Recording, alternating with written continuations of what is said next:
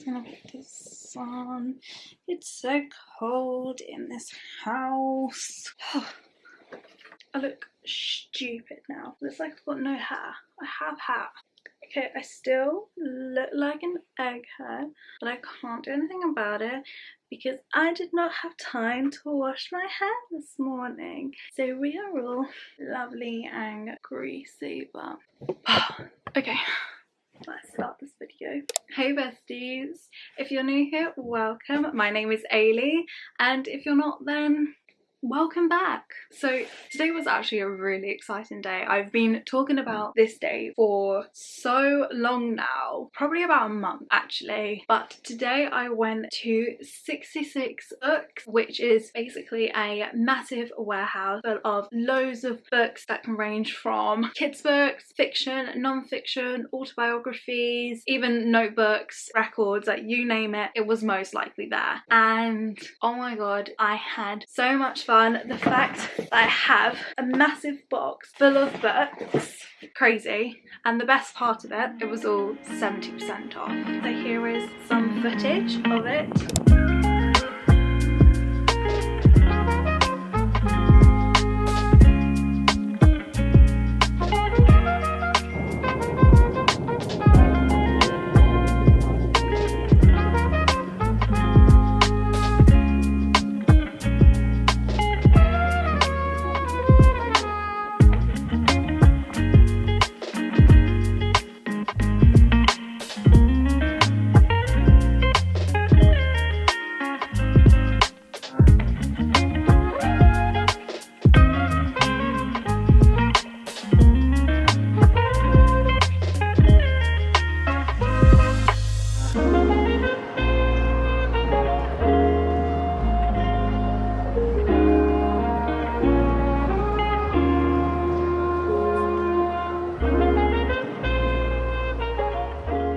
I wasn't able to film a lot because there were so many people everywhere. So we got there really early because I did my research and it said that there was gonna be quite a few people, and if you didn't want to queue, queue to get in, then you had to be there pretty much from opening. We got there about 2 minutes before opening, which was around 9 o'clock, and I went with my mum, my nan and my sister. They all loved it. We all got books. We literally filled this box full of books. Anyway, so we got there for 9 and we didn't get out until probably 12, and when we got out there was a massive queue there, and that was only at 12 when I think they open at 9, and last entries I believe are at 5 as well. So if you ever want to go to 66 Book Club, I think it's called, definitely get there early for your parking and for quick entry as well. But they do a membership, which I think for your household is just £2 a year, I believe. All of the information is on their Facebook page, so if you want to check that out, I'll have a link down below so you can have a look when they are next open, which is only once a month. So you've got to plan ahead if you want to go. Anyway, I'm going to shut up now and I'm going to basically show you what I've got in this massive box thing. I'm going to try and do an order of what I picked up. It wasn't this one. It wasn't that one.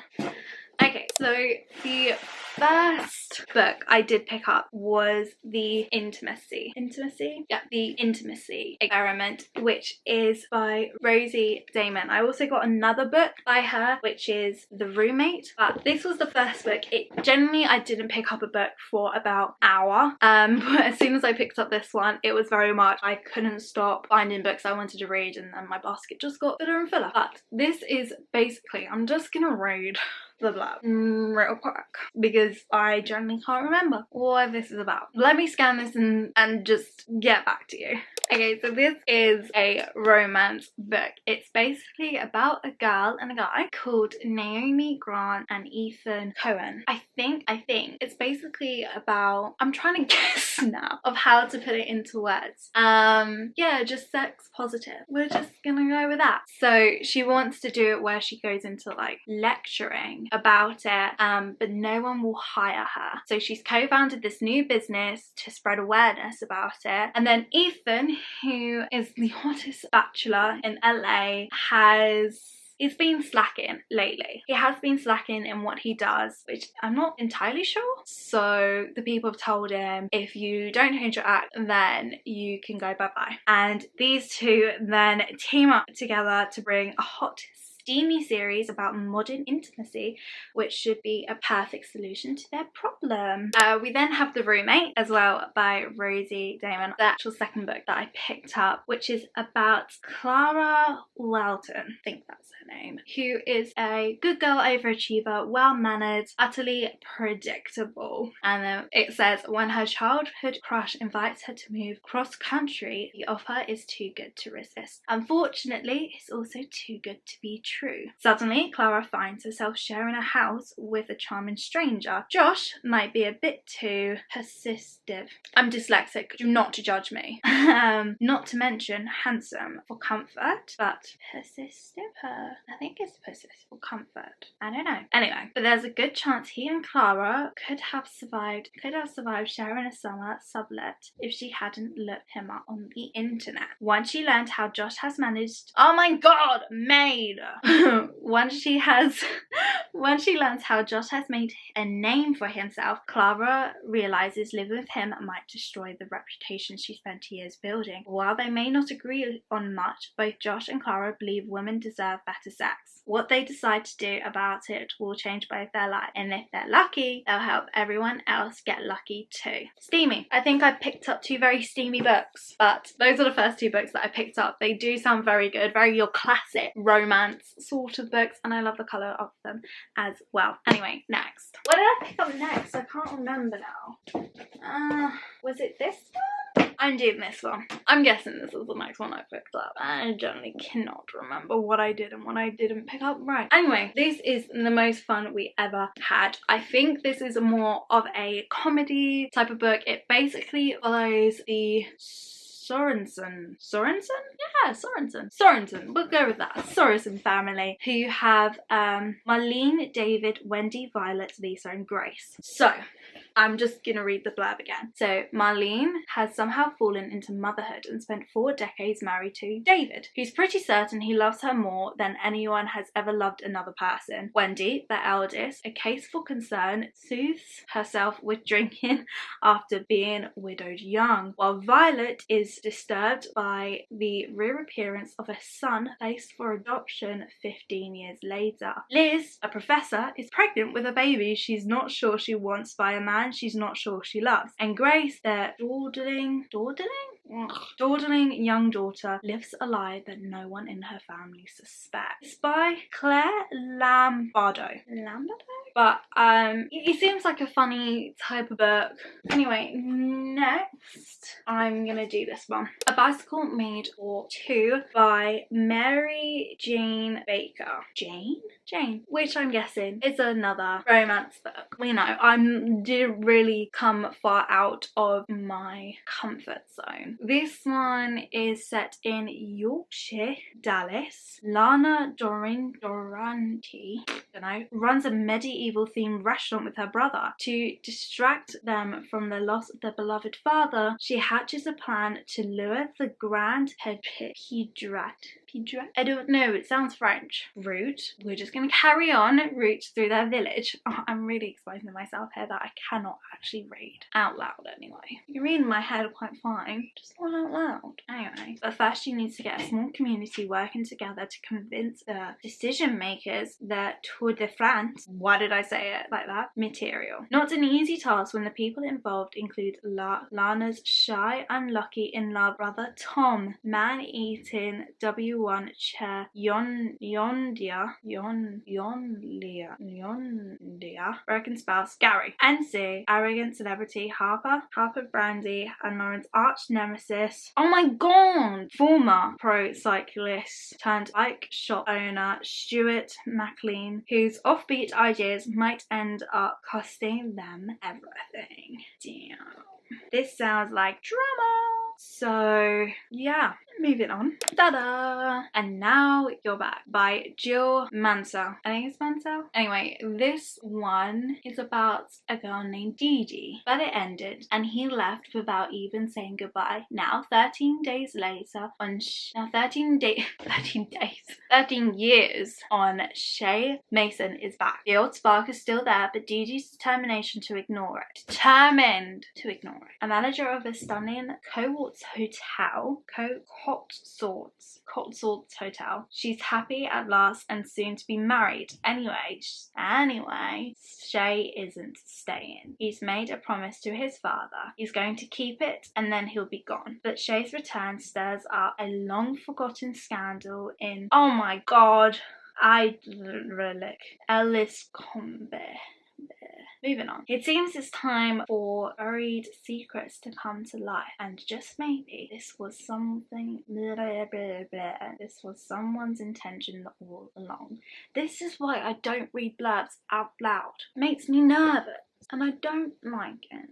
The next one I did pick up was The Colour Purple, which is a classic. But I saw somebody have this in their basket and I was like, oh, I've seen this somewhere. And it wasn't until I picked it up and showed my sister, she was like, Eilidh, that's a classic book. That is on my reading list to do. So I was like, okay, I'm getting it then. So The Colour Purple is about sisters, Sally and Nettie, share the plan and struggle of growing up as African-American women in the early 20th century. Rural Georgia. Forced into an abusive marriage, at least they can offer Nettie refuge from their violent father in her new home, until Nettie catches the attention of Sally's husband and is forced to leave and forge her own journey. Through a series of letters spanning 20 years, first from Sally to God, then between the two sisters, they managed to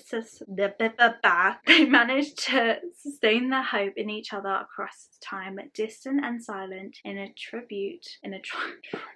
triumph of resilience, bravery, and ultimately love. It sounds so good. I'm very excited to read this one. I think out of this, I'm more... It's in one other book, which I'll show you. The next one I got was what's a 2-series book called? Duologue? Anyway, I got the Dance of Thieves series, which is by Mary E. Hesson. I think that's how you say her name. Again, if I say anything, mispronounce anything in this video, please tell me, and I do apologise in advance because I definitely have said something wrong.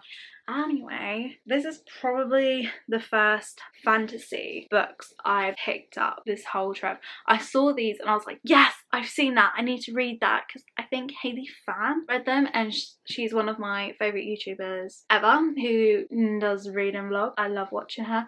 She really enjoyed these and I was like, right, yes, I have to read them now. So I don't want to read the blurb of this one because I don't want to spoil anything on this one. So I just got them both because most likely I'll read them both anyway. Anyway, this is a formidable outlaw family that claims to be the first among nations. A son destined to lead thrust suddenly into power. 3 fierce young women of the Rattan? Correct me if I'm wrong, please. Correct me if I'm wrong. The Queen's Premier Guard. A legendary street thief leading a mission, determined to prove himself in a dark secret that threatens the entire continent. Set in a world of the Remnant Chronicles, when outlaws lead Jace meets former thief Kaz. A cat and mouse game of false moves ensures, bringing them intimately together? Intimately. It is intimately. So I just have to check. Together in the battle that may cost them their lives and their hearts. Dun dun dun! This is probably... This and this are the ones I'm most excited to read. These are probably the first ones I will end up reading after I've finished the 3rd one in the ACOTAR series, which is just over there. You can kind of see it. Anyway, yes, very excited about this series. I have high hopes for this. Not too high, about standard, but I'm still very excited. And the very last book I picked up was The Red Queen by Victoria Avery. I want to say Avery, but that doesn't sound right. Avrard. Victoria, whatever her last name is. I don't know, I'm not even gonna try, I'm just gonna embarrass myself more.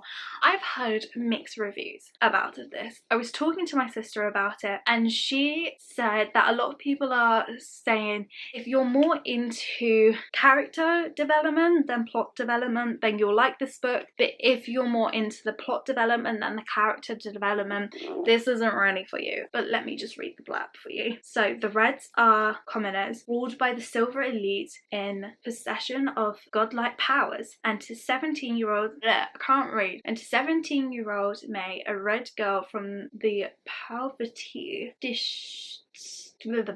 silly. It seems like nothing will ever change. But Mare, is it Mare? M-A-R-E. Mare? May? Ma? Mare? I'll Google it later probably. Possesses a deadly talent of her own, one that threatens to destroy the balance of power. Fearful of her potential, the Silvers hide Mare in plain view, declaring her a long-lost Silver princess. Knowing that one false move will mean her death, Mare must use her new position to bring down the region. I just made that up. Remy from the inside. Now Mare has entered a game of betrayal and lies. So from the blurb, it actually sounds something like I would read. So I'm very interested in what this book has to bring. But in total, out of all the books that I've got, I'm going to try and stack them all onto each other. I bought 9 very lovely books, which altogether with the 70% off the original price only cost me £23, and then with the membership on top only 25. What? I mean, look at that, £25 for that. Imagine how much that would be in Waterstones. Crazy. So I absolutely loved going to the 66 Book Club warehouse. It was such an amazing experience and I will definitely be going again because I just bought a year membership, so 100% I'll be going again. But I hope you enjoyed this video and I will see you guys all in the next one. Bye!